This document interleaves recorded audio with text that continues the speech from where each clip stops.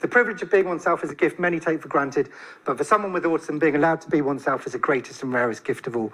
Best quotation of all time. Sense of self, one of the most amazing things as an autistic person I think you are ever going to be allowed is to be yourself.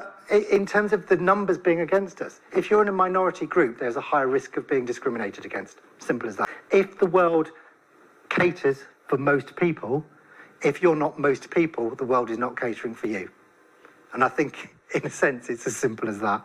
That doesn't mean to say we can't do something about it, but it does mean that you are at greater risk of being unsafe just by virtue of the fact that you're in a minority group. Standing life through the autism lens, because that's what it's all about. And then all of a sudden you are seen as a completely different person. Maybe the most emotive, one of the most important things to me, I would say, and possibly to you. I still see it as one of the most precious things in the world, being able to trust in something or someone. And it's so rare.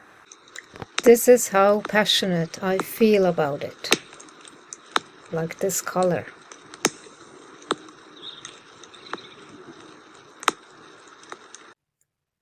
Connecting with Mother Earth represents that trust. Earth is trust. Mother Earth, unconditional love, represents to me that kind of trust which we lack so much in our society. But I have found it in connecting with Mother Earth. Nature. Nature just is. And therefore, I can just be. Feeling accepted, cradled by beloved Mother Earth. In terms of feeling safe, knowing you're with somebody who is not going to harm you, ever, or you know, but what I would, I just don't think it occurs very much. You know, even people who purport to be trustworthy within a working environment or whatever it might be, suddenly turn out that we need to have a critical eye when it comes to theory of mind in particular, but just understanding of autism. It really, really, really worries me when you go on the internet and look up like what is autism or something similar along those lines. And I've had students do research projects around, say, for example, media portrayal of autism or newspaper articles or whatever it might be. And it is deeply disturbing. Some of the rhetoric and some of the narrative, some of the pejorative language that's used almost consistently around what being autistic actually means, et cetera, et cetera, et cetera. So there's a huge amount of work to be done that could be done literally overnight. You know, if we all decided as a society to get rid of any pejorative language in relation to autism, for example, then autistic children will grow up not being told they're disordered and have a bunch of deficits.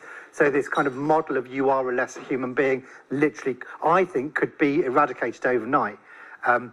This is, Linda asked if I was going to do this name drop, I might as well, but I'm down to go to Geneva to address the United Nations and the World Health Organization in February to basically demand that in terms of a neurodiversity charter. I don't suppose they'll listen, but anyway, we'll give it a go. I'll shout really loudly at them.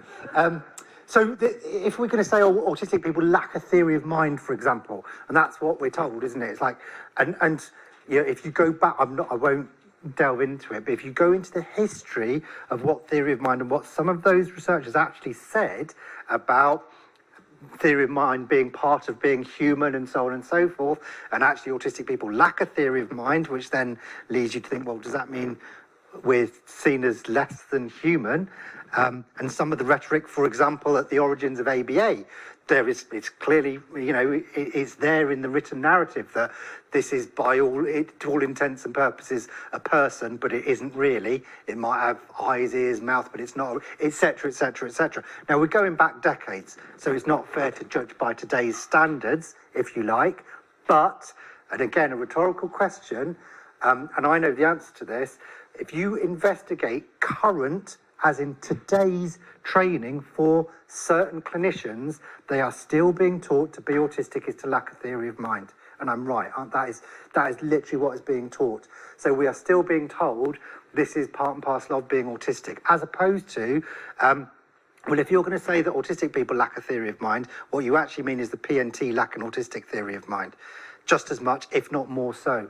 And that is, I can't prove it, but I can. If that wasn't the case, then I wouldn't exist. Not in an existential way, but I wouldn't need to teach people about autism because they would already automatically know it, and they don't. I think we've got to reject this notion of being lesser. And again, I don't want to harp on about diagnostic criteria, but current diagnostic criteria state you have to be lesser. You have to have a deficit against a perceived norm. You have to, in order to get that identification. And also, you're not allowed to be autistic until you are formally identified by a clinician. You're not allowed to go, I've just realised I'm autistic, and everybody goes, okay, cool. I don't know why we need other people to tell us who we are, but apparently we do. And some of those people are amazing, but I still wonder about the validity of not being allowed to tell other people who you are without that medicalised label. That worries me as well. I know people who go to work and then come back and it takes them, literally hours to turn back into themselves because they've been masking so much when they're out. And I just think there's nothing bad to mask. This is what really upsets me. It's like, autistic people are not harmful individuals, generally speaking.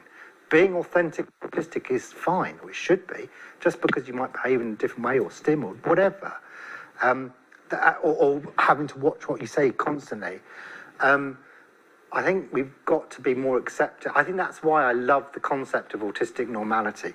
Autistic passionate interests are a must. Stop denying people their passionate interests. Stop calling them obsessions, which is negative. Embrace that. Too many autistic people are not allowed their passionate interests because of this very rigid traditional role of education that we have. And it doesn't work. And it's similar, I have to say, in employment.